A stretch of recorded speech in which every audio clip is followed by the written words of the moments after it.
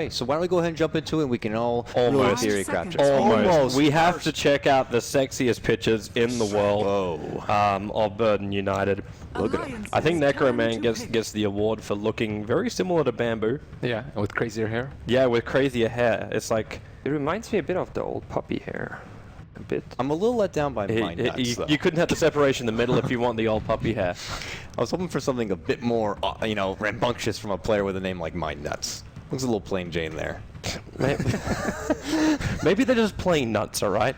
Fair enough. Unsalted nuts are pretty boring after all. So, all right, I think we're ready now for a draft. Fair enough to say? I think so, man. Let's do it. So with that, we're going to have the opening first pick. It's for Burden United, and there's their top pick coming into these playoffs. They've had Gyrocopter 9 times in 6.84 with a spotty record of 4-5. On the side of Alliance, well, look what it is. It's going to be the Leshrek, and they're going to be the team to actually pick up the Bounty Hunter. Interesting.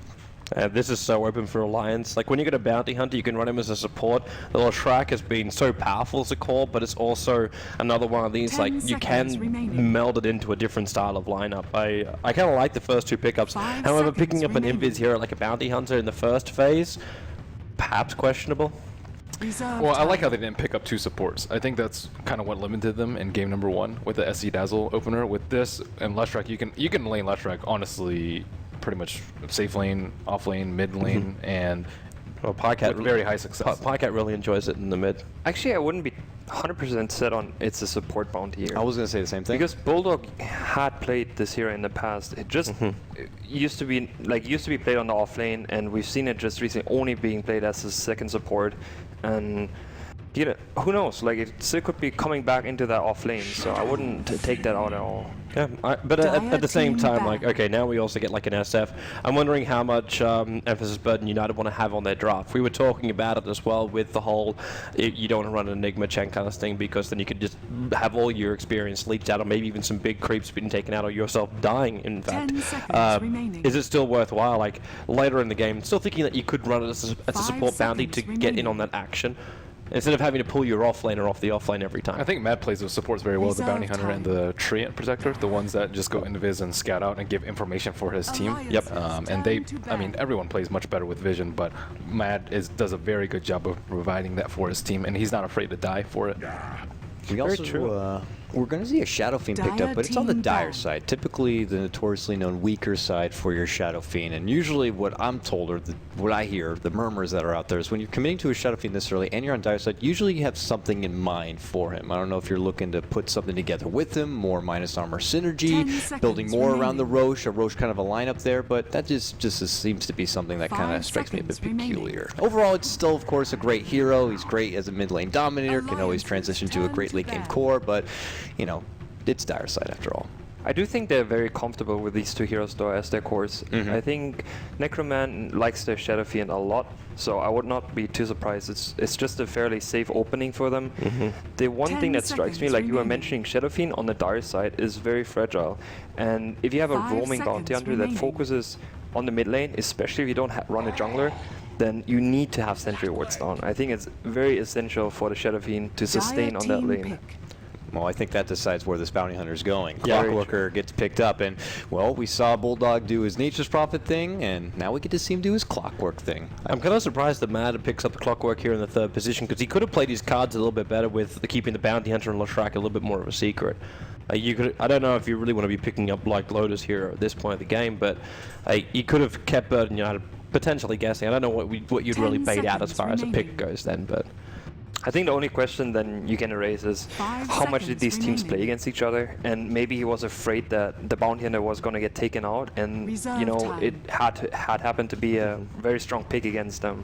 Yeah, I'm just meaning like with the Clockwork pickup now, because that kind of that's the first bit of information we've got that says Bounty is going to be support. Yeah. Well, you potentially could have kept that a little bit more of a secret. I mean, Clockwork's really good here. It was set up for Leshrek. He's really good versus their two cores, especially because of Blade Mail, and it forces them to get BKB very, very early on. I want to go back a bit to this Listrak, and it only strikes me curious because it's for Alliance. Alliance, I don't think are notoriously known for running Listrak very often. Yeah, a lot of teams love the hero. We already seen what it could do. Very dominant all throughout the game.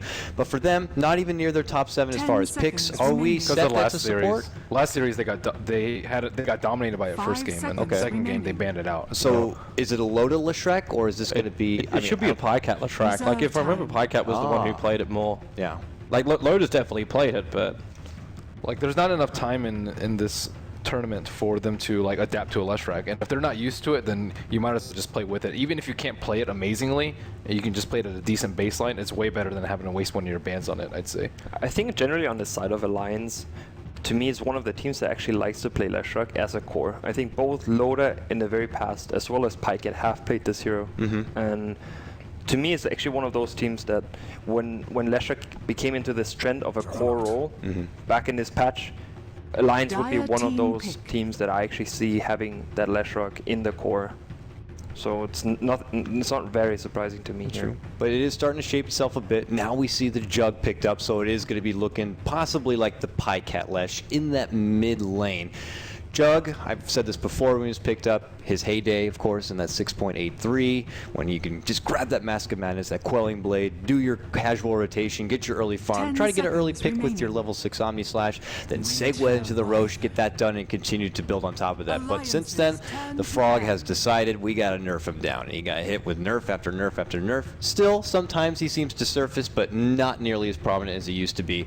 Is there any sort of significance on why Alliance decided to go with Jug, though, here and now? He can go toe-to-toe with Gyro and Shadow Fiend with Spin and Omni Slash. He's notoriously good versus Shadow Fiend. 5 seconds Very true, but I think remaining. the Winter Riven is actually a fairly decent counter pick towards the Jugger. Yeah. On his spin, you have the Reserve ultimate, time. as well as you have your protection for your cores once the Omni Slashes on them. I'm still trying to figure out why the second pick Bounty Hunter to me. Usually there's some connection in it, how he's been played out, but I can't really grasp it here. On the other side, Bounty Hunter has been, I think, what I heard from K-pop, one of the highest ELO win ratio heroes. Oh. So it's one of those when you have teams that go toe-to-toe, Dire that team it has a very back. successful win rate. So maybe that goes for it. And you look at Burden United, they already see that early bounty hunter, so they pick supports that are not going to be easy to pick off from a bounty hunter. You got the very fat and takey Ogre Magi with his ridiculous armor and body weight to go along with it. 10 And of course, seconds Winter remaining. Wyvern, who's got that cold embrace. He's got ways to quickly just kind of dodge out that heal and 5 have some time seconds for his allies to remaining. come and be by his side. So I am also going to be a bit concerned about this bounty hunter and what his Reserve impact time. will be in the game. And just to talk more about it, Winter Wyvern Alliance's back again. We turn found a to lot of pick. success with London Conspiracy as they were going against the Tiny Wisp. That felt really good with his Winter's Curse. You know, it was a pretty obvious grab, but here, I don't know. I view Bounty Hunter as like a different flavor of tree. It's far more offensive, not as much anti-BKB, but he has a lot more burst with the Shuriken as opposed to like an AoE overgrowth, and then Track really helps with kiting and keeping people alive. It's how a lot of seconds teams have been remaining. playing it nowadays as a support, and Tree is just not good versus a lot of the 5 popular heroes. seconds Like remaining. Gyrocopter Living Armor is absolutely useless. So, and he's also able to roam around a lot more Dire team effectively pick. at level 1. So I would say he's like an evolved version of Treant, and teams play him like that. So it does look like the Leshrac as the core in middle for Pycat here, as well as having the Juggernaut for Loda. Most likely on the safe lane. I do notice they... I looked back actually through the last 30 games that Alliance have played. They have not played Leshrac on either Loda or Pycat. So Maybe they're both scrims. actually, yeah. You know, they always could be scrimming with it, but yeah. It's the old school stuff. Like both 10 Pycat and Loda are seconds very, remaining. very old players. Oh, yeah. And yeah, they've both played a 5 considerable seconds amount of Leshrac remaining. in their time. Finger on the lion now. Popping up. You Reserve get that time. additional burst here. So there's the rounded out lineup from Alliance. It's kind of a almost dead giveaway on how they're going to be sorting this one out. So is that a bit of an advantage now for Burden United? Because it seems almost kind of cut and dry at this point as far as what Alliance are going to be planning to do. Or is there a way they can kind of change this up a bit in the early laning stage to kind of throw off Burden United? Because I almost feel like they're going to have the upper hand. But then again, it's Alliance after all. And maybe they just feel that confident that their skill alone will be able to really succeed with that. It's kind of difficult to get the upper hand up against this because, like, what are we looking at here? You got a Clockwork offlane, difficult to kill. You got a Bounty Hunter harassing you out, and you're always going to be watching the back of your SF. You've got Lion, who I think was actually the greatest last pick ever, because now they can actually have a lot more disable, and they've got potential for initiation, which beyond the Bounty and the Clockwork they didn't really have, and that could blow up in their face with what Winter Wyvern brings to that lineup. Oh, that hero was supposed to be dead. I thought he died. He actually got three. He actually got 3 games in the Chinese qualifier. Oh yeah, that's right. And I did see on one of my other teams when I was like scouting on through. I want to say maybe not Hellraisers, but Yellow Submarine. Actually, they actually still run the Bat Rider. Now his jungling not quite the same as it used to be. It's much more difficult. There is a few changes that I guess you can look at in a sense to be a bit more positive. His Flame Break is now more of a dot. It's damage over time, not an instant burst. But guys, Bat Rider, why is he here now? I mean, it still gives you the BKB disable. Yes. So, in a sense, I think the lineup of Burden United here is very strong to me. Like, the team fight is very solid. Everyone is kind of like tanky. It's a very robust kind of lineup. On the side of Alliance, you look at, to me, it looks very like you have to make plays happen. You're like in and out of a fight. You don't really take that 5-on-5 against this against Burden here, but you still like you get these quick pickoffs.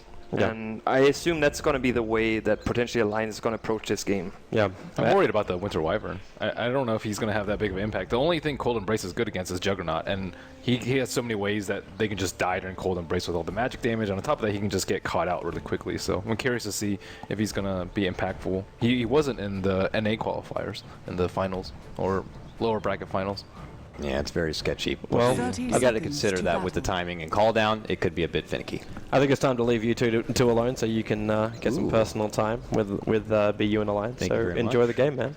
All right, honey. It's me and you. This is going to be our first time casting together, but I'm sure it's going to be a pleasure. So what do you think? Now you see the draft. You see the possible laning setup here as they look to kind of flirt around this rune area. What are your early impressions? Do you already think one team is going to have an early upper hand, or is this going to come down to who can really outperform?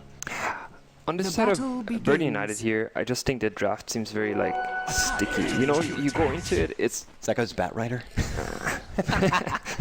I did not mean to go there, but I just feel it's a bit more versatile to me being Alliance here. You get your pickoffs, you can push if you want to, but if something on the side of Burden does not really work out, I feel like you have the gang potential is not entirely there to me. You have a Bat Rider, sure, but it seems like you have a lot more plays to do if you're Alliance here. I'm really curious. If that Bat Rider can make it past what is his new, very fragile early farm, early level phase that he can't really, utilize like he did once before, his late game is always what it was. Great initiator, great lockdown that goes through that BKB and he can set up the plays here. Early on, a little bit of harassment coming from both sides, just kind of asserting their dominance. But Bat Rider's not coming at it alone. He's got his good buddy Ogre to kind of help him out here. So they are making sure this Bat Rider has a relatively good time, and they're making sure that Loda does not have a good time, giving him that extra bit of pressure. He certainly does not like that sticky stuff. He's going to have to fall back on an early wand to make sure that he has the charges ready to go. And I was kind of also scouting out, for Matt on this Bounty Hunter, I was curious if he's going to hang around that mid lane, going for the early courier snipe, but maybe that might be too predictable. But for now, he's still going to be tussling around the top lane. I actually wonder why I didn't point it out that you have the Ogre plus Bat Rider bottom. It used to be that there was a phase where you played these two heroes on the offlane very often together, and I was in team where that happened very often. I had a phase where I also played with Minats in the team. It's just a very strong dual offlane because both react on slow. Sticky is a pretty good spell when you have another slow factor in your composition, and Ogre is just so tanky. Just like Bat Rider, it's a nuisance to play against that on the lane. And on the side of there was some engagement, but not much happening. So continuing to my thought of Jay, on the side of Alliance, you just have to watch out on that lane. It's just, in the very start, if you make a mistake, that lane can snowball very hard. Lots of slow, all that sweet fire to stack on top of the napalm. Could be very deceptive and something Loda might need to look out for and make sure he has that help nearby. But it's not very defensive support help, it's just Lion. So Lion doesn't really get to be that bully. It's Ogre who's got all that sweet meat on the bones that can really kind of be the bouncer for the lane. So my nuts is not going to be too scared about the presence that's coming his way. I mean, look at Ake's already got like 6 shots on him, and you wouldn't really think that by the look of him. But here's Mad now, makes his venture all the way from the top lane, and he's kind of scouting out. He actually attempted a body block there, B in the wind wall. It looks quite hilarious. Yeah, he's like walking in front of him. Smell my ghost farts, I guess. I don't know. It just doesn't really work that way. So he'll eat the early ignite, and he's going to be forced to walk away. Batrider gets the creeps right under the tower, and now, because Ogre's gone, he gets some sweet solo XP. So he can kind of get a bit more levels.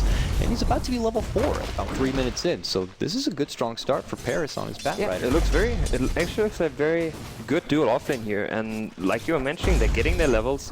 And on the side of Alliance, you have to question yourself, is it good enough what Jugger gets right now on that lane? He seems to be in quite a struggle. 7-2 CS. It's not looking good. Yeah, that's not too great. So we'll see if the struggle kind of continues here. I mean, you could tell that their focus on this bottom lane is very apparent on Set Alliance. They continue to have Mad coming by, being there just to kind of help out. They have left Bulldog on his clockwork in the off lane. It seems like he's doing okay. He's 9-0 as far as CS goes. As for his level, he's level 4. But I must have cast the Kirsten, because the second I point that out, they're going to make the go on to Bulldog now that the help is not there, and they're going to be getting the first blood. And of all people, it goes to Sing Sing on the gyro. They worked that out well, but on the other side of the world, Chaos continues to break out. Now they're able to take down my nuts. The Ogre will fall, but that's in exchange for Ake also going down. Still an advantage there for Burden United. So quick and fast bloodshed coming out here, Han. It's not looking good at all for the side of Alliance here. I'm still trying to figure out what is Bounty actually doing in this game. So far, he has not really achieved anything. The comparison I always have when there's Bounty is mouse boards. Paladai, they pick it in the first 2 as well. Initiation on... Yeah, they slow him a bit. The spin's there, plus the nice little toss, and hey, that gets it done. So I guess that's a reverse caster curse. You're kind of asking, what is Bounty Hunter getting done here? Well, he gets something done there, honey, so I hope you're happy. But now they managed to even the score up. Loda gets the help, gets an additional kill there. I believe he was the one who scored it, but still very profitable for them in that off lane. If you look at the mid lane, it looks like Pyket is actually stomping that mid matchup. Oh yeah, you're right. And 29 that and is 9. not to be expected to me. 15 I think SF should be doing all right. Yeah, you know, usually it's, you know, by the time he gets his level 4, level 5, he's got more into the raises, and I like that use of the illusions. They get the double stack on each of the camps, which it looks like he's going to have to use at this point because of how he's getting bullied in this lane. But yeah, oh boy, it doesn't stop though. Here comes a nice rotation from Ake in the north side, leading with the Hex. They got the stun, and I love that Leshrek with his new weapon kind of jabs him right down. So with that, just when we're getting ready to praise Burden United in this early laning phase, Alliance are able to shake it off. And now they start going and finding all the kills. So they now get one pretty much across the board. It's hard to say who's kind of taking control of the laning phase at this point.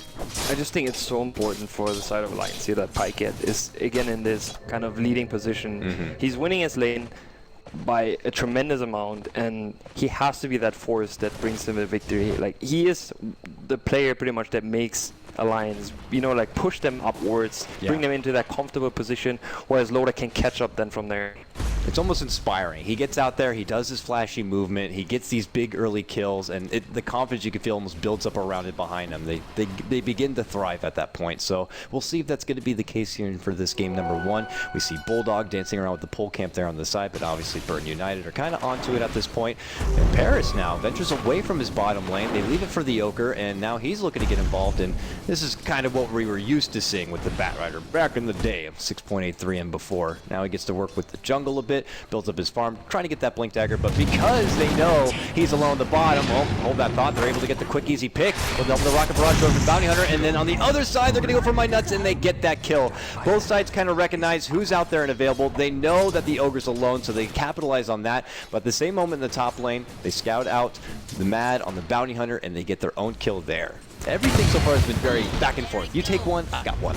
Yeah, it seems quite even actually for this early game, and I think one thing to mention is that the big camp up there that Batrider took, I think they shared the experience on it, so it wasn't too bad for them at all. Yeah. Like, sure, Bounty Hunter died there, but I think he took a large portion of that experience. They shared it between like 4 heroes. Oh no! See, Bounty Hunter, this is where he's at his best. That was effortless. He just breathed on the bat and he fell over. Getting a solo kill on a Batrider that actually looked pretty good in levels is tremendously important for the Bounty Hunter here. If he managed to to get another level, he's going to be 6. And then you start with tracks. And if you don't watch out, a track can result into so much gold for your entire team. Yeah.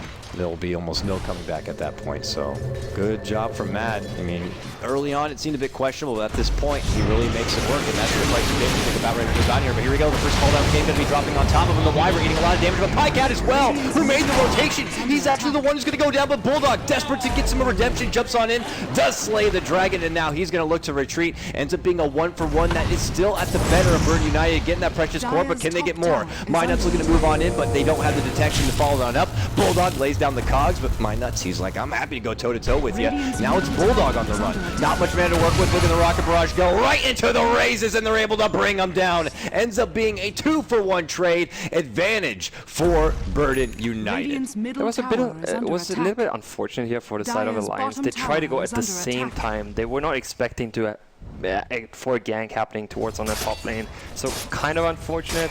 On the other side is, I think Ogre should carry a dust on him. At least one person should carry that dust, because Bounty Hunter kills, especially when he's 5 now, they're actually quite valuable. Oh, yeah. And you want to get those pig off. We saw before all this. Meanwhile, Loda's getting his bit of farm on the bottom. 45 and 12 now for him. The big bread and winners are still between Pycat and Sing Sing at 51-50 CS apiece. So they're in a good spot right now. And Ogre is starting to build up those wards. It looks like he does have a sentry on hand now just in case, but that tower does go down and that money goes into the pocket of Loda. So a good big grab for them. But we're getting ready now to start developing towards that 10-minute mark in the early stages of the mid-game. So when the supports are starting to get their level 6s online, Hani, who do you think at that point really takes the upper hand advantage, or maybe just has the better team fight at that point with their supports really coming together? Is it the Lion having the finger and all that additional bursts, or is it maybe on the other side you look at the Winter Wyvern with his curse? I think it really depends on the timing of the Blink Dagger on Bat Rider. For them, the initiation really matters on the Bat Rider, because anyone else can't really initiate, right? You have a sure, you have a cooldown, it's okay races and a potential Ogre stun, but it's still very hard to start a fight. On the side of Alliance, you wait for that level 6 on Lion, you have the finger, he is 5 right now, so that's still going to be a bit of a time. Then you have a Bounty Hunter who also needs a level 6, so you're pretty much going to work around that Clockwork Hook right now, and a potential Juggernaut. Man and company on the move with their smoke. That long-range curse just seems to come from another planet, and they're able to utilize it onto Loda. And because no one else was close, no one else going to get entrapped into it, just makes for an easy pick right there. And now suddenly we have an even game as far as kills go, 6-6. During this period, it looks like Sing Sing's going to take the opportunity to go for the jungle, but that's where Mad always seems to be. Goes right back in Viz. He's going to be stalking out his prey here, but he is just one man. He's not going to be able to do work on Sing Sing, obviously. Sing spotted out on the top lane, they have a lane ward, and he spotted out that Clockwork was moving towards him. That's why he moved backwards, and he knew that Bounty Hunter was around. So right now he's just moving back to the lane. He kind of has the idea that Bounty Hunter is in the forest. Before, when Bounty Hunter TP'd onto the top lane, they had a sentry as well as an observer with this. So they 100% saw him walking by. That's good recognition of game sense right there, to see the body language of someone like Bulba in the offlane. If he starts, hunting, hinting that he's going to be heading that way, then something's a bit fishy, especially with Bounty Hunter always off the radar. So good heads up there from Sing Sing, and obviously good ward placement to kind of get that bit of intel. So Mad is forced to go back on the move now. They really want to get what they can out of this track when possible. Loda back to his farming grace here. Are we going to be seeing more of the cookie cutter, if you will, Juggernaut build-up like we saw from 6.83? It looks like for now he's got the Bracer, possibly for drums. Also went with the Yasha on hand. Is there any sort of change-up we're going to be having from a Jug, or anything that might be a special case for this particular matchup? The only question I have whether or not is if you want to get a Mask of Madness anymore, because Mask of Madness was picked up just as a tool because you farm so fast with the movement speed, but the movement speed on the Mask of Madness got reduced. When I looked at Loda's items, he didn't have a Quelling Blade, and I'm wondering if he still wants to get that, because right now all he does is farm in forest, and it's way more efficient having a Quelling Blade on you. Sure, it doesn't work against Roshan, but overall it's still, it's just like 32% farming faster, right? Essentially. Yeah. And I'm wondering on the side of Burden, why is no one trying to do anything about that one thing? That sentry, they see Mad. They're going to move on in with the call down the Rocket Barrage, but he just puts himself even closer onto the sentry, and they are going to be able to get him. So a good, easy pick that was kind of gifted to him at that point. And I got to, also want to put a note. I wonder if they kind of have an idea that this Bat Rider has his flank. He was stalking him previously, saw him finish farming in the jungle, start heading towards the base, maybe had an inkling that his blink had been completed at that time. So there's there's no more of that usual surprise we like to see with your Bat Rider. You get the blink in the dark, you get your smoke, and you make a good first debut with it. I was going to say a slight misplay by the Bat Rider here. If he would have checked that Gyro, or Gyro should have maybe told him that there was a track going, they saw the movement of Bat Rider behind the tower. So this gang there was no way that this gang is going to be successful. He should, like, in theory, Sing should be the one telling that he's tracked, because he sees it on his hero without, you know, like, you have to check over every hero, is he going to be tracked? So kind of a miscall there by Sing not telling him, but, well, unfortunately it does not result into a kill, right? Yeah. Tower pretty low, but not low enough for the deny. Burn United wanted to be walking away with that extra bit of a cash prize, but it looks like they might step back and regroup here, but obviously no. Bat Rider has his blink, but mid lane there's going to be a breakout. Looks like a jump in for Bulldog, making the go onto Necroman. Necroman can make it away, but here's Paris from that rotation, able to get up the lasso. They get the easy pick on the Loda of all people, and Bulldog might be in trouble here next. They look to turn back with the rage, but it's not going to be on the mark. Necroman, oh, there it is, and that's a track kill, if you will. Good Shuriken bounce. They're going to be dishing out another track onto the Wyvern. Ends up being a 1-for-1 trade. Your core Jug for the core Shadow Fiend, plus you got to factor in that track gold. Radiant structures overall, are still fortified. it's an okay trade for both sides. Like, this game seems to be so even. It's always a back and forth in kills. Yeah. There's just exchanges happening. And like you were mentioning, there was a track going on, and I think 3 heroes shared that goal, so maybe the slight edge here for the side of Alliance, but it's minor. Top, they were able to get that tier 1 was Burden United, so they get that little bit of a bonus there. It's still Sing Sing at the top of the net worth at this point. Actually, that was the gold. I was a little thrown off by that. There it is. He's still at the top of the net worth regardless. Thank you very much. Well, and then we look to Bulldog. He's been pretty proactive with his hook shot once he did get it. He's now working with his bottom lane here. And it looks like he's going to be going for the Blade Mail. That's pretty interesting. Do you think there's any sort of significance on why he feels that that's necessary, as opposed to maybe pushing for a 4-staff or maybe, you know, something else a bit more mobile? I mean, I think, to me, Blade Mail is a common pickup on Clockwork. I don't think it's anything really surprising. If he would have gotten something like a heal zone, this is quite interesting. Midas moves in like he can get something done, but he doesn't realize he's quickly outnumbered, and he may be big and bad, but oh, look at this, a save from the other side. Come with me on the high ground with his dragon, able to help him on out, but I don't think that's going to be enough, and that's another track set of gold into the pockets of Alliance. A good grab for them. They have to sweat it out a little bit, but I think they're going to be happy with the prize they've earned. And if there's one thing you don't want to do, is give away these track kills. It just means too much. You have to walk as a team. I guess that's the hardest part about playing against a bounty hunter. You can't give these pickoffs. Even a support that's very underfarmed is going to give you so much value because of a track.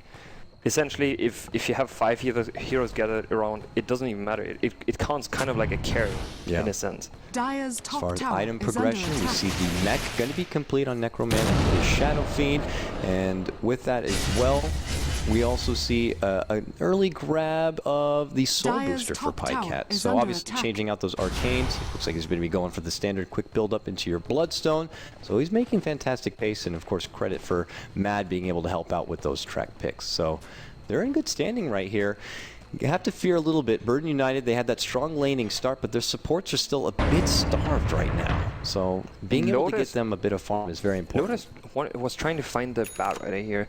On the side of Burden United, I feel like they need to make some plays with a Bat Rider. They haven't really tried to set any ganks up ever since he had that dagger, and to me, it's the only initiation that they really have. Next to the Winter Riven, they could initiate with the ulti. They've done that onto Loda. It's pretty good just because it's instant and it has 800 range, so it's really hard for Loda to react to this. But other than that, the Yo's classic initiation is just smoke, Bat Rider, and you get a kill. And they have not tried to do that at all. I mean, is it just because they're not really trying to go for it, or could it be a bit difficult? It seems like with this bounty hunter in the game, they always have that bit of intel, or he's constantly dishing out an occasional track. It's just kind of hard to get a scouting report, or maybe Burn United are just a bit nervous because of that. And, you know, if you do a bit of a misplay on trying to make a committed go with the lasso, and you end up not trading in your favor, you're going to be handing even more possible track hold over to Alliance. So I don't know, maybe it's a factor of nerves, but we're not really seeing, as you pointed out, those big jump-ins from the Bat Rider quite yet. I overall think is the one thing they tried to do it was on the top lane where Sing was tracked, so that doesn't really count to me, and they have not used the smoke yet to make a play such as that. So on the side of Burden United, I think that is a go-to, unless you want to smoke for a road or whatever, something like that could be also a play. But you can't, like, this is a situation for Burden that is very scary. If a Gyrocopter is alone like that, Ake is gonna, he has to figure out.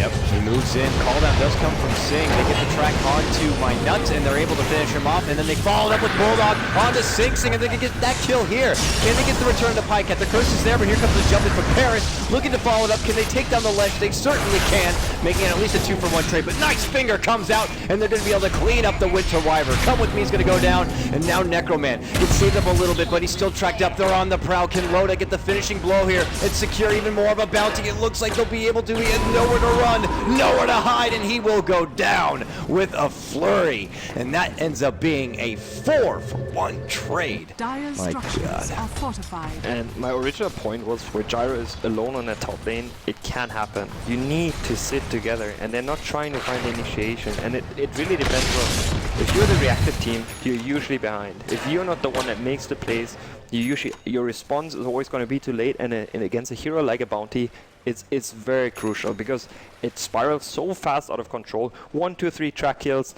you're suddenly far behind. Oh man, a Dagon pickup suddenly on your bounty hunter. You got even additional burst rather, so that is very scary. Some of these supports like your Winter Wyvern could be a bit fragile. You add that burst on top of it, where the burst that could be coming out from your finger just makes for easy pickoffs one after the other. And like you said, it feels like Burning United are not being proactive enough with the power curve they seem to give themselves at the early portion of this game. So they're kind of being a bit too submissive, it feels. And because of that, Alliance recognize it. They almost smell the fear, and they kind of just use that to their own power advantage. And I don't really foresee them really letting go. And it's more pressure on Burning United to kind of take this game back. They do manage to throw together the BKB onto Sing Sing, though. So they get that one defensive tool, but they still need more as far as damage goes. What I see Pi often do is to just get that mana boots on Bounty Hunter. I actually feel like it's to me it's a better item. Yeah. Just because you need so much mana with the whole track, it just Yeah. You have no regeneration at all right now. Maybe a bottle sometimes, but yeah. Potentially, like yeah. if you're aiming for the Shanks, I just feel like having a bit of regen is quite nice, just because you want to throw at tracks all the time, so you have information. Yeah. And information is power.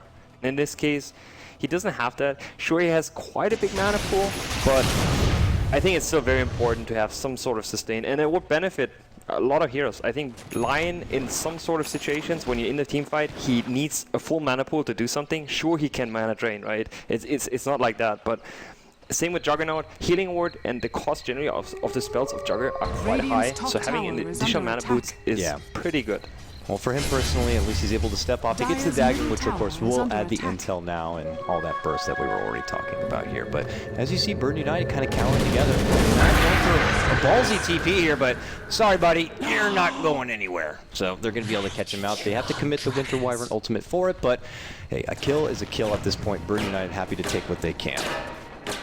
It usually isn't that big of a deal though. Bounty Hunter is supposed to scout, at least he gives information. He got another track out, so right now they at least know where their opponents are. So what Alliance essentially does right now is they just farm up. Are you happy with that situation where you go into late game just farming up?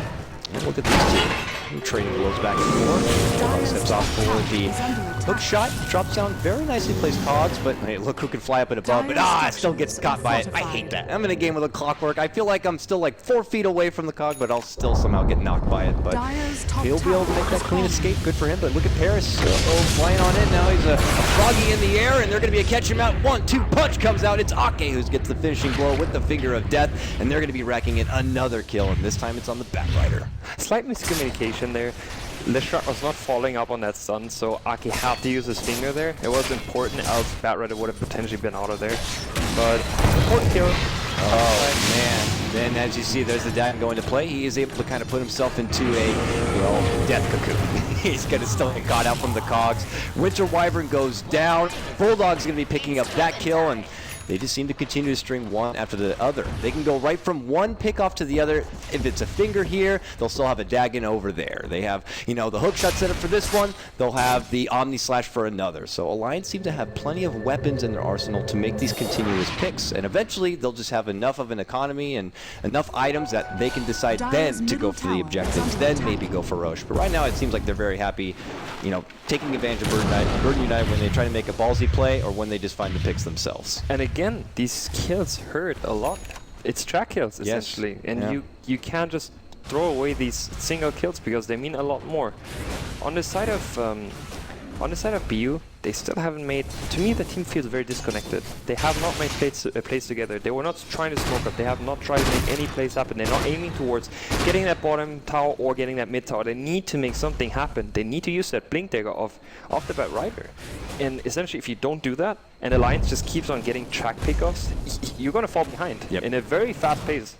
And eventually your map becomes more and more restricted because you're not be able to branch out and get those towers. Your farming options become limited, and then what limited farming options you got, you need to give to like Sing Sing on his gyro, which means your supports are just going to get nothing. They end up just kind of starving out at one point. They're almost bottlenecked. They can't afford to be in that kind of position. So eventually they're going to need to decide to work together, move out there, find those objectives, find some sort of kill to lead to those objectives.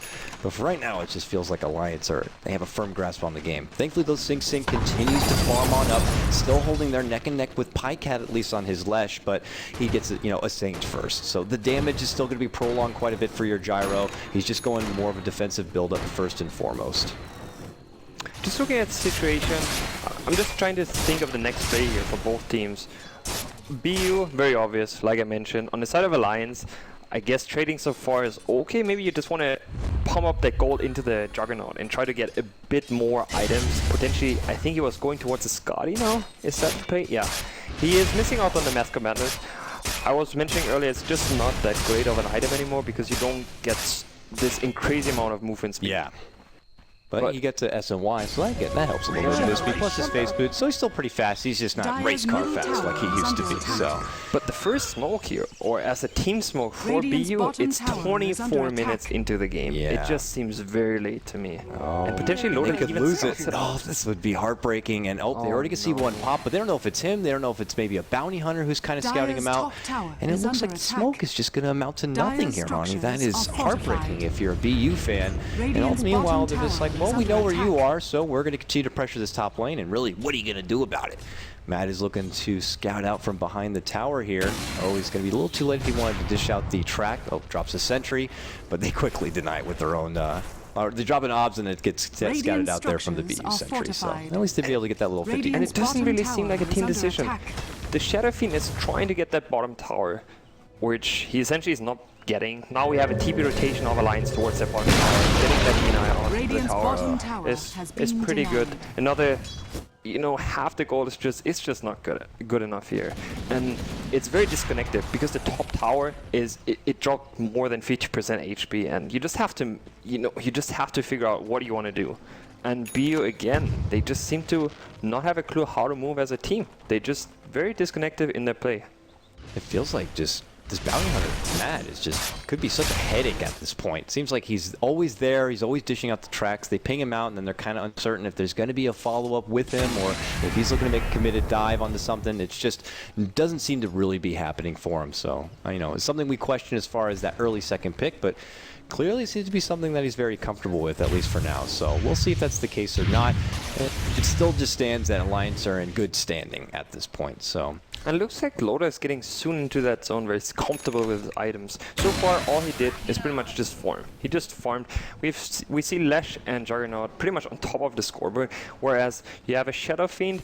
He's not just on par with the Gyrocopter.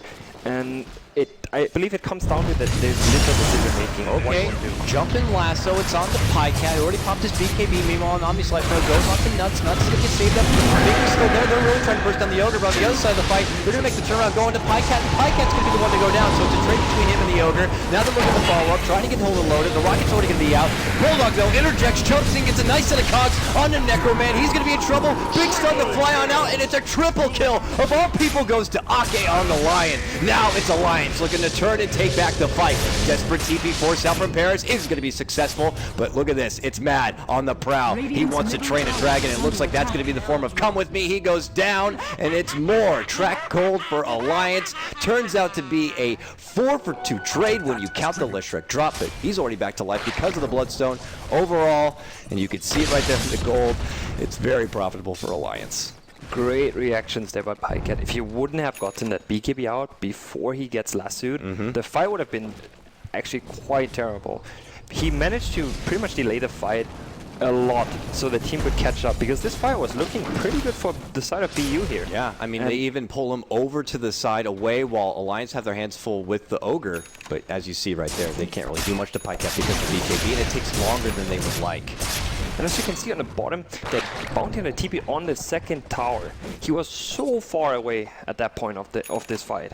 But they get there in time, especially Bulldog. He jumps right in, catches Sing Sing, it looks like off guard, and because that, they're able to easily turn around. Load is already in the safety zone. They managed to drop Necroman, and this is where they could just turn it right back onto him.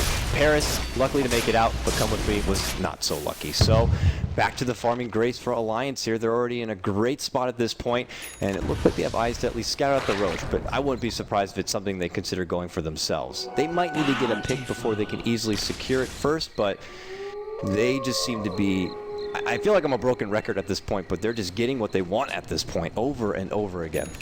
Yeah, right now we saw the Bounty Hunter picking up Dagon 3.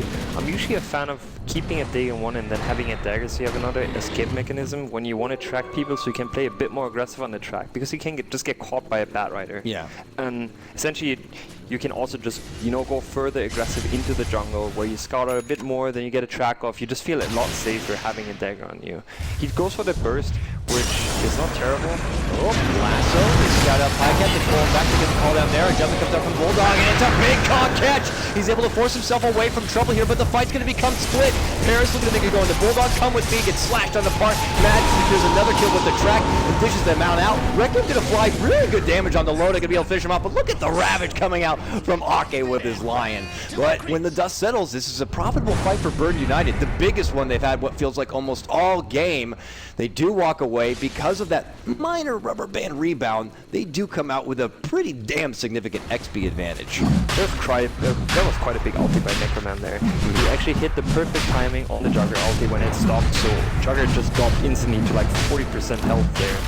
And it looks like a buyback from Jugger, but is he able to do anything in this fight? Oh, they really want to contest Mad, dishing out the track, trying to get the intel while they're working into the pit, but here's Loda. He's already on the scene. He's looking to move on forward, but he does not have that army slap, so he's doing this out of solo. Just starts spinning in there. Ake again with a big stun. How does this guy do it? Catches it big, followed with the finger, and now it's on to Mad. They are able to bring him down. Ake getting himself out and away from a corner, but Burn United's still going to be able to hold their own. Roche is only down to about half life here, but look at Pycat charging on forward, not going to be able to catch the Earth Split here. On the other side, this just becomes a bit discombobulated from both sides. Reinhardt's though very starved for mana, not going to be able to make it away as Bulldog shows up in the nick of time to catch him all out with the cogs. He gets saved temporarily from the Winter Wyvern, but can't save him from the Dagon, the upgraded one that comes out from Mad. And because of that, Come With Me desperate to try to contest the Roche, but he gets himself up to a pedestal, but it's a pedestal of death. He still goes down, and it's Alliance who are able to take away the Roche for themselves. Oh, it looks so helpful for Burn United, but Alliance, the Heartbreakers here. And when the fight starts, I was mentioning how I was kind of not very comfortable with a buyback by Loda, but when you see a stun from Ake like that, I mean, I would take that fight if I can be that confident in hitting that kind of stuff. I mean, Lane said in his draft he felt that the supports for Alliance were a bit silent. Well, they're screaming out now that they got the skill to back it up, and wow. But next to Ake's great initiations in terms of stuns, like it's pretty much ravages from him. Oh yeah. But Admiral Bulldog as well. Oh yeah. His hook shots are spot on in these fights. He before the fight, he got a 3-man cock. It looked like that, and then he forced himself out. And the second one was just a clutch catch. And these Ake, especially as well as Bulldog, they are performing here. These guys are veterans on the side of Alliance. They know what's on the line here. They've been to the big show, the biggest show. This can almost feel like just a walk in the park at this point for what they've been, used to. Oh well, Mad. Fortunately, a little out past the safety zone. They have that sentry ward in the mid lane. He ends up feeding a little bit over, but it's not anything too devastating to Alliance. But this is good for Burn United. Because of this kill, they can finally push on forward and take this tier 1 tower. Finally, all 3 tier 1s go down, but now they have to consider a way to break on past and go for the tier 2s. That Aegis, though, still on the side of Alliance. They have that extra life advantage, but BU, they continue to work together, and they just continue to truck down this mid lane. Matt really wants to finish that Dagon fight before getting any utility, and they actually spot out Loda here. They're going to see the time he gets on the board. Quickly Rises might be spotted out, goes for a spin, but they've already put their sights on the Ake. They pull him back. they get rid of that little lion, and he did have a little bit of a bounty on his head, a mega kill streak with 601 gold pieces, and they're also going to take the tower. So Honey, all day, they take the Mad Bounty Hunter down, they get tier 1, they get tier 2, plus the lion. That's a pretty big sweep their way. And that was such a respect play to me. Batrider, if I was Batrider, I would take the carry over the support anytime. I felt like he had all the vision with that ward set down that he could have gone for Jugger there. And if he went for the Jugger with a follow-up Winter Raven ultimate, he would have been dead. I'm pretty sure he would have been dead. Oh, he does have the Aegis though. Oh my, that's on me. He has the Aegis though. He actually has the Aegis, so it was the right play. No, I mean, in that heads-up moment for someone to think that straight, I agree with you. You'd see someone like Jug, and you're like, that's the profitable grab. You got to go for it. But yeah, he has that extra life, and I don't think all that necessary action probably would have been worth just ridding of the Aegis alone. So instead, taking advantage of that just micro rebound factor and being able to get themselves back to the game was very profitable for them. Could have been me in game there. I would have gone for it. But it just goes to show that any player in those shoes, in the heat of the moment, you never really know, and that's what can separate someone who has their head in the game and someone who just kind of can panic almost at that moment. So I guess send some props to Paris for making the right decision at that moment.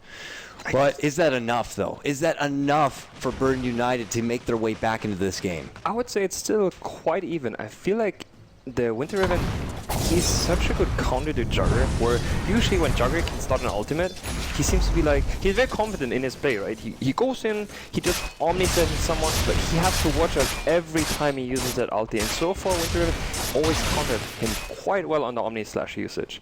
So it's not as easy for Loda at all to get a good ultimate off here. Bottom tower is under With attack. that, it looks like they're going to be able to charge down this bottom lane. The south side for Burn United as this tier 2 are in jeopardy. Pycat, of course, with that edict just kind of melts through these towers like butter.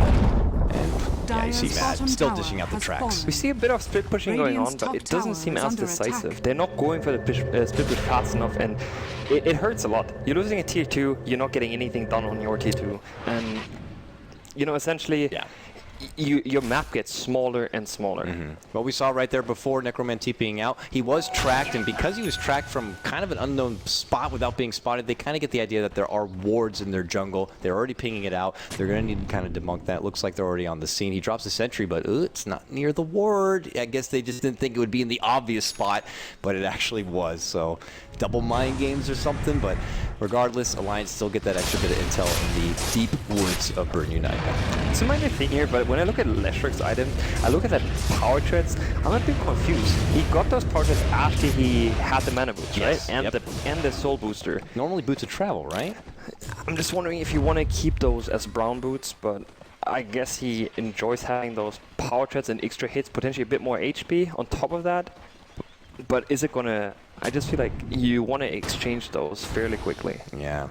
Eventually, he'll probably build into some serious life that even power treads might not be necessary for. Let's say if he decides to, after the Shivas, go for like an Octarine core, then you're pretty damn big for a Leshrac, and the boots don't really seem to match up. And eventually, you're going to want to maybe get that extra bit of mobility, like the boots of travel. So we'll see what he decides to do with the little brown boots there, but using their little booties, it's Alliance walking around all smoked up, trying to catch an opportunity for maybe catching up Burn United, but I don't know if the smoke was scouted. They're in a very defensive position just inside their own baseline. I'm not entirely sure if it was scouted either, but you can clearly see that Burn United knows what's up. No one is showing on any lane, and it's the right decision to just stick together in base.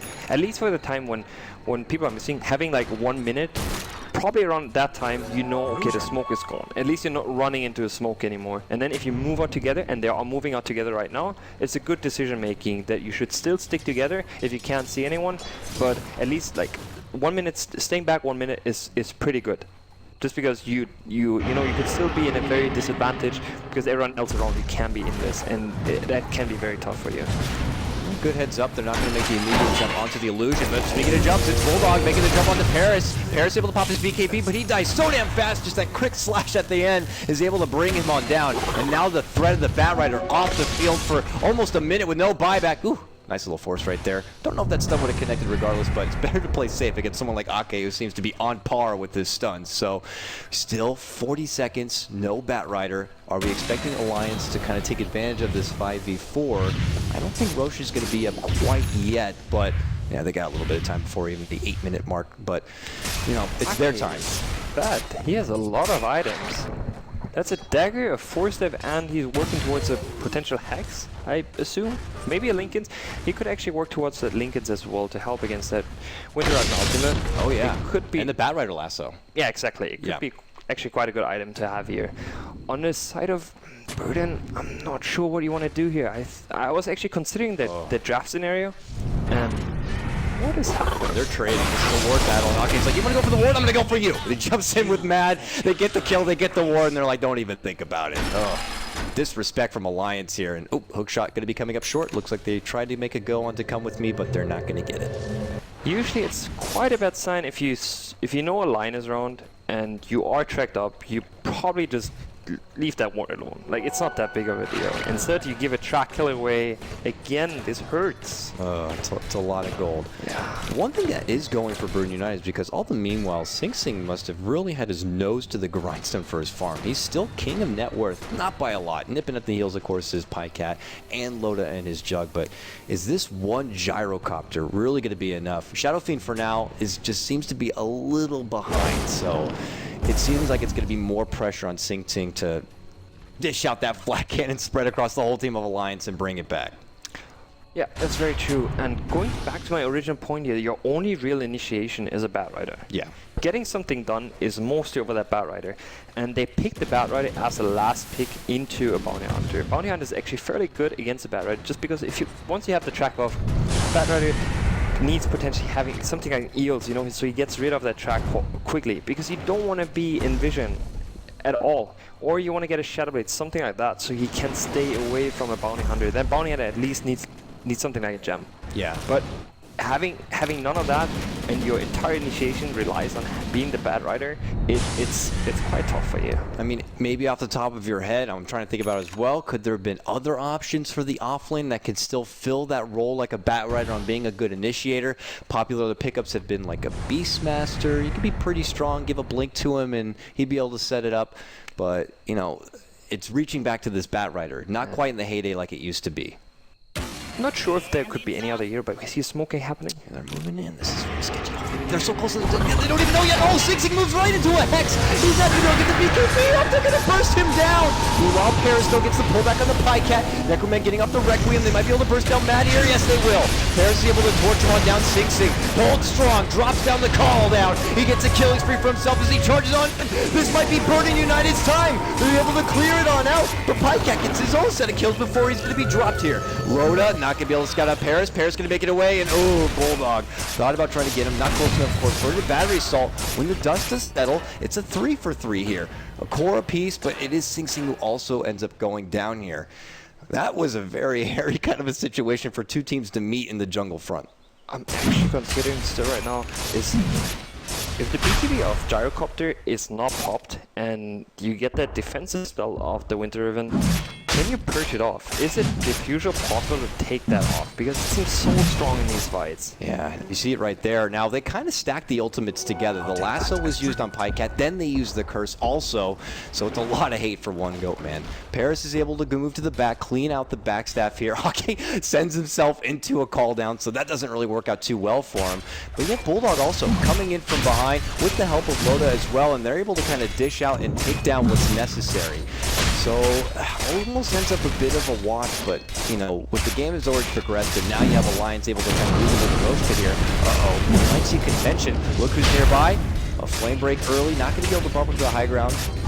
Oh, can we see a steal play here? It doesn't look like they're going to go for it. We have Matt on the meanwhile. Got a okay, nice jump. It's the Hex and the finger fall. Trying to go for Paris and Bulldog. Makes the jump into 2, able to finish up. Come with me. Now looking to go for my nuts. Another able to bump his way out of there. Matt going to get caught up with the lasso. He ends up going down, makes it a 1-for-1 trade between two supports. And now Sing Sing charging on forward. Rhoda, though, persistent, looking to make his move. Doesn't want to overcommit here, even with the Aegis on hand. I do understand the play there by Arcade. He just wanted to be reactionary. He wanted to make that jump before Batrider potentially jumps into steal. But it didn't even look like Batrider was attempting to go for that steal. Overall, I do understand though. I assume it was the right play. You want to just make sure you get that Aegis and it does not fall into the hands of the Batrider there. Yeah, usually if the Batrider's going for the kill, he'll like from what I've seen at least, you time out that flame break to get it right at the last moment so you can spread them apart, jump and snag the Aegis and get the hell out of there. But it was a bit early, just kind of maybe getting an idea as far as what Alliance were doing in there. But yeah, that quick correction from Ake puts him in a bit of an awkward spot. They end up trading blow for blow here. I'm still looking for the mobility on Bounce Hunter. I felt like he gets too close in these fights. He just dies so fast. His 900 HP just blows up. So much of an investment to get this Dagon leveled up. He has a Dagon 5 now, right? Yeah. That's 5. But that's what... No, that's 4. Okay, that's 4. He has Dagon 4, but that's it. And I don't agree on leveling it a bit higher. I don't really think it does that much. I feel like he could have been a lot more active in these fights by just tracking up people. You want to track, because Jugger just gets kited. As soon as Bounty is down, you don't have that 20% movement speed anymore. And you're not going for Mask of Madness, so you essentially you rely on another tool that speeds you up. And if Bounty dies, the fight gets a lot harder.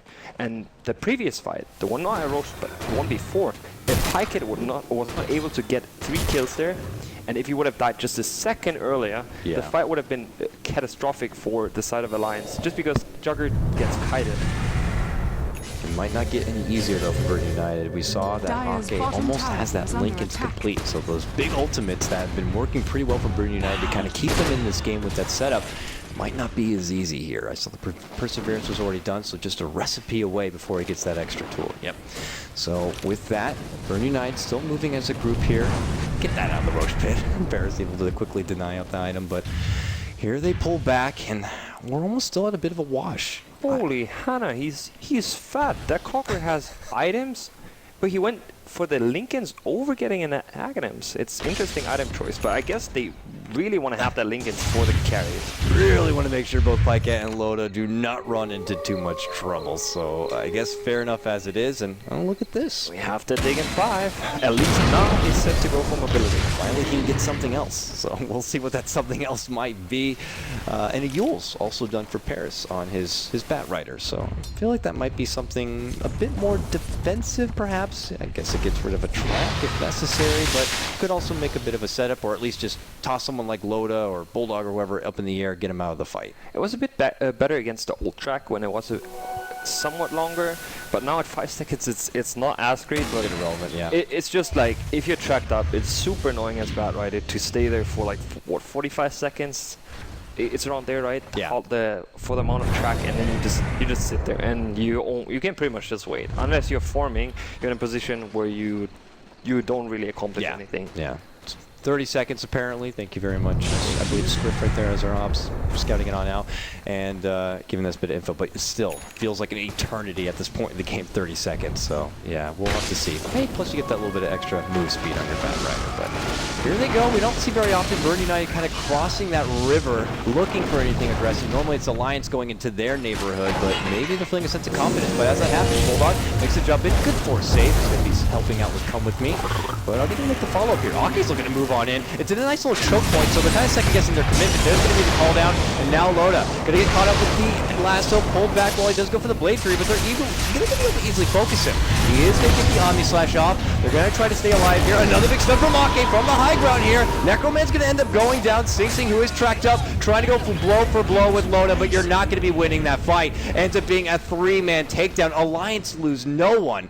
Good kind of second jump right there. They thought they could just immediately go in. They double back a bit, and then they kind of reanalyze, it seems, this situation, and then they go on forward, and, well, they end up walking away the big victor. And look at that XP gold swing.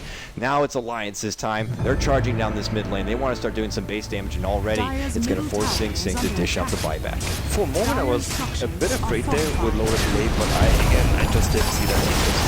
I do not know why, but what happened there with Loda though is Loda to me is one of those players that if he needs a crit or he needs a bat, he gets it. And he just got in that, when he used his Omni Slash, he got a crit onto the Winter River. And if he didn't get that, the Winter River could have potentially used any spell. But he died on a crit and that essentially made the Odyssey pretty good. Loda praying to RNGesus, and RNGesus delivers. What a big surprise for a guy who's invested so much time into Dota. I guess he has to get rewarded with something after all. But there you see the Lincolns is going to be complete on Ake. Now you have double Lincoln Sphere now, so I assume probably sharing it one apiece for their cores, whoever might try to be the frontliner at this point. They didn't seem to do any real significant damage in the base. Overall, it did, of course, cost Sing Sing his buyback. So another big fight. If it tends to go sour for Burn United, then they might be noticing some real Look base at work. that bounty hunter. That next item he's going for. What is it? That's a 4-staff. Oh, the 4-staff. Mobility. He's getting the mobility. Yep. It's not a dagger, but I'm alright. Having that 4-staff, it's something, right? Yeah, you can always use it on an ally if you need to, save them in a bit of a pickle. Why not, right? Pretty good. And we have a smoke here by Alliance now. I'm wondering what they're trying to achieve. I guess they're just walking down the mid lane. Oh, but a smoke play from Burn United. Will they get to a point where they can creep in from behind here? Doesn't look like it. Looks like the opportunity might have to pass. And they see everyone there. Uh-oh. Suddenly Alliance is like, what are they doing over there? They're going to make the jump in. Immediate jump with the Omni Slash. Sing Sing is dead. No buyback. And this has gone to hell for Burn United. Alliance in a prime position from that high ground are just going to commit on forward. They immediately reduce 3. And I do not blame them for this. They throw in the towel. It is GG. And of this best of 2, your first match is going to go to Alliance. Quite a questionable play there by the support side, just following the observer work when you're smoked. You know Alliance does not show up, so there's a pretty big chance that they're smoking themselves. You take the vision away, Gyrocopter moves by, he's in vision, so the fight starts completely on the side of Alliance. That was it was heartbreaking for them to see right there, but what do you think it was? It felt like it was pretty good at the start for Burn United, but then we were talking about how they might have felt a bit reserved. They had this Bat Rider, they had this Blink Dagger, but they weren't really using it. We weren't seeing like smoke movements come out. It seemed like they were just a bit too perplexed maybe with the Bounty Hunter kind of being up in their face and dishing out those tracks.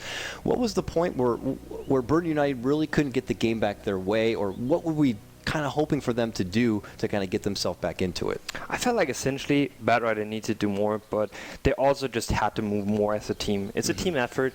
If you go for objectives, you can use your smoke to get into that position. You have to make sure your lanes are pushed out, and then you want to get an objective. And I felt like they were quite disconnected on how they formed around the map. There was not really